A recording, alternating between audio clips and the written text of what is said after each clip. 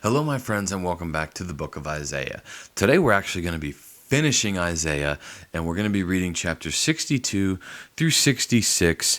And so let's get right into it. So, chapter 66 is, or not 66, I'm not going to start at the end. Chapter 62 is Isaiah is looking at God's promise to save Jerusalem. We know that God's people have not always been faithful, and the Jerusalem was the place of the holy temple of God, where His people were supposed to come and gather together to worship Him. And it has fallen. It has fallen. Okay, Jerusalem has fallen. It no longer belongs to God's people, particularly when Isaiah was speaking to them when they were in Babylonian captivity.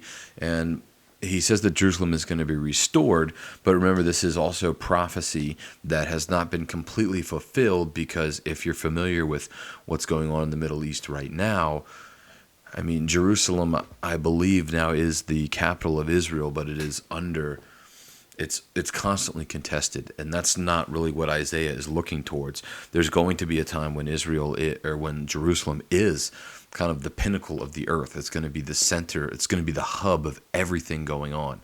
And Isaiah is talking about that is what God is going to do. And so after that, he goes on to talk about the day of the Lord's vengeance. And I think something that we need to remember when we talk about God, we want to talk about the love of God. We want to talk about how He loves His children, how He cares for everyone. But we also can't forget that God is also a God of judgment. And God is a vengeful God if you reject Him. And that's what Isaiah warns about then in chapter 63. Isaiah has an awesome vision of God returning from His work of judgment. He's majestic and dreadful, stained with blood of His enemies, it says in verse 1.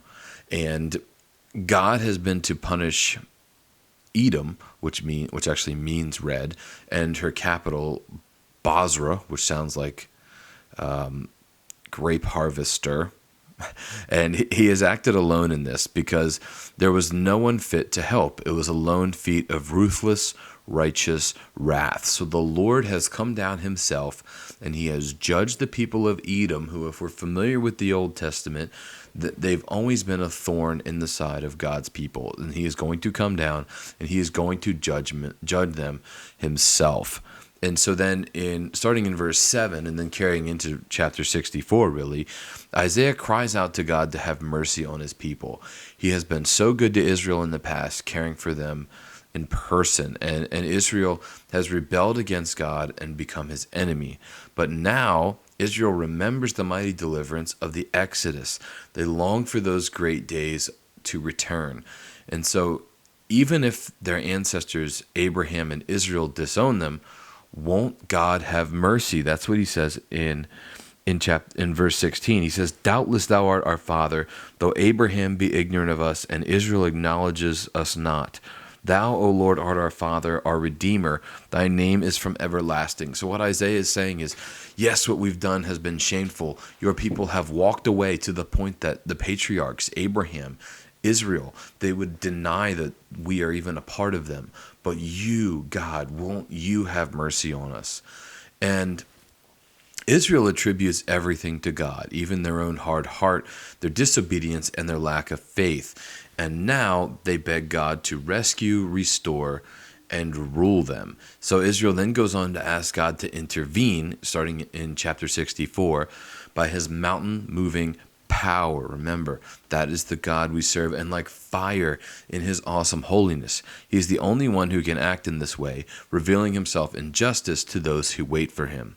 Israel admits their sin and their guilt. Even their best actions are filthy, it says in verses 5 and 6, because it says, Thou meetest him that rejoiceth and worketh righteousness, those that remember thee in thy ways. Behold, thou art wroth, for we have sinned.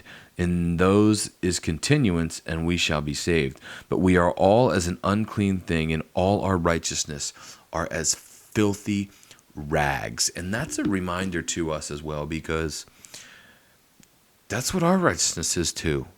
it's just filthy rags. There's some people that think that being a good person is going to get you into heaven, or doing the right thing, or going to church, or giving a certain money to charity, or helping people. And all those are great things. But all of those things are as rags compared to the righteousness of God. And I think the people of Israel, as they're going through all this and as they are listening to Isaiah try to bring them back to God, they're starting to understand that no matter how good they try to be, they will never be good enough. They need God to intervene, and we need that as well. When we want to be in community with the Lord, when we want to be one with Him, we need Him to intervene. There's nothing we can do to get us there. When we talk about going to heaven and spending eternity with the Lord, we'll never be good enough on our own. We need Him to intervene and to take care of us. And so then in chapter 65, God answers Isaiah. And he says that He has been open to those who haven't looked for Him. The Apostle Paul understands this to refer to non-Jews, Gentiles. Equally, God has held out His hands to people who didn't know Him but were rebellious, which Paul also now here takes to mean Israel. So the sins which have offended God and provoked His punishment are pagan offerings and attempts to commune with the dead. The stench of incense and disgusting foods offends Him, and God has promised that He will pay back these outrages, and He will do so. So I do want to make a quick note there that there are people in this world that go and seek out mediums, or these people that claim they can talk to relatives or loved ones on the other side. That's what the people in Israel were doing, and God says He's going to judge them for it, and He's going to do it severely. So if you want to know how God feels about it, there it is. It's pretty black and white. Now, we're not the people of Israel, obviously. I do want to keep coming back to that, because some people try to misapply scriptures to apply to you. But in a case like this, where it talks about how God feels about something, that's how God feels about something. When we're talking about how God feels about trying to commune with the dead, burning incense, or serving other gods, those aren't things that are because of Israel. Those are for anybody that wants to follow Him. Those are the rules, and they've been broken. So God says that He's going to judge them, but even in His judgment, He's going to spare a remnant, like a few good grapes that deserve to survive, as He says in verse 8. And He will retrieve some descendants of Israel to reoccupy the promised land. The pasture land of Sharon will once again have flocks. The valley of Achor, meaning bitterness, will be a place of peace. However, God will sentence to death all who worship the Syrian gods of fortune and destiny.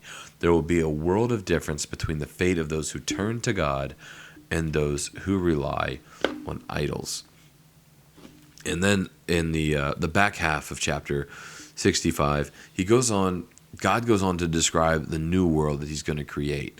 So wonderful and different that the present pain will be completely forgotten, as it says in verse 17. So let's go ahead and turn to that. So, for behold, I create new heavens and a new earth, and the former shall not be remembered, nor come into mind. God promises that He's going to create a new heavens and a new earth, and it's going to be greater than anything we can imagine in our humanity. So Jerusalem, which has seen so much suffering and destruction, will become a community of joy and delight. Bereavement and early deaths will be things of the past. To live to 100 will be quite normal. There will be peace and stability. Families will be able to build and plant, enjoying the fruits of their labor through many generations. There will be a new closeness to God and a readiness to speak with Him. And the animal world even will be at rest, with natural enemies feeding side by side, lion with lamb, and there will be peace. Only the serpent, the ancient symbol of evil, however, will continue to be cursed. Because remember, the serpent, Adam and Eve. And so that brings us to chapter 66, which talks about God's salvation and judgment. So God then announces Himself. He's the one who has heaven as His throne and the earth as His footstool. What significance then does this house or the temple have? Everything comes from God anyway. So what God looks for in worship is the obedient response of a humble heart. Without the offering of the heart, a sacrifice is just mindless pagan butchery. God has no pleasure in receiving worship, which is a pretense, because he feels mocked, and he will mock in return. So those of you that go to church because you think that makes you a good person, or those of you that go to church and you put on a show, maybe you're not worshiping God, but you're pretending to because you know that's what people are expecting of you. God doesn't like that. God says he will not be mocked. Isaiah describes a miracle then. A woman gives birth to a son without going into labor. It's unheard of, and yet God is going to bring his new nation to birth in an instant. Isaiah calls all those who love Jerusalem and have grieved over her to rejoice. She will suckle and nurture her children. She is the mother of all, giving wealth and well-being, support and comfort to her people. The other side of God's blessing, though, is that he will punish and destroy his enemies. So we are looking again to this future time when God returns, and he makes Jerusalem the center of everything. And when that happens, he's also going to deal with and punish those who have not followed him. And he said he's drawing people from the far reaches of the earth, from Tarshish in Spain, from Ethiopia, from Greece. And they're bringing the Israelites with them like an offering on every kind of transport. They will form an enduring community, the worshiping nucleus of the entire world. So people will come from everywhere, from every nationality, every ethnicity. They will all come together and they will worship God as one. And so this is kind of a great thing for us to read. Though, if anybody watching who's not like me, who is like me and is not Jewish, not one of God's chosen people, Israel, it's great to know that we are a part of God's plan. And Isaiah says that much right here. He says that we will all come together and form this community where we are going to worship God forever. And so at the last, God's restored people will look at the corpses of their enemies and see the sad and sickening fate of those who resisted God to the end. And verse 24, which is the last verse of Isaiah, says, "And they shall go forth and look upon the carcasses of the men that have transgressed against me. For their worm shall not die, neither shall their fire be quenched, and they shall be an abhorring unto all flesh." So those people that have rejected God, they will be punished and they will pay for it, and it will be something that I don't want to think about anybody that I know or love having to bear. So think about that as we wrap up the book of Isaiah and we think about our loved ones. Who do we know that needs to know Jesus? Because we know in the end, we're all going to answer for which side we're on. Those of us that follow the Lord, those of us that are faithful to him, are going to be gathered together and we're going to worship in that great community. And those who aren't, they're going to suffer. And there's nothing loving about letting someone we love suffer for eternity. So that's a deep note to end Isaiah on. But that is all for Isaiah. I will see you guys back here tomorrow in the book of Mark.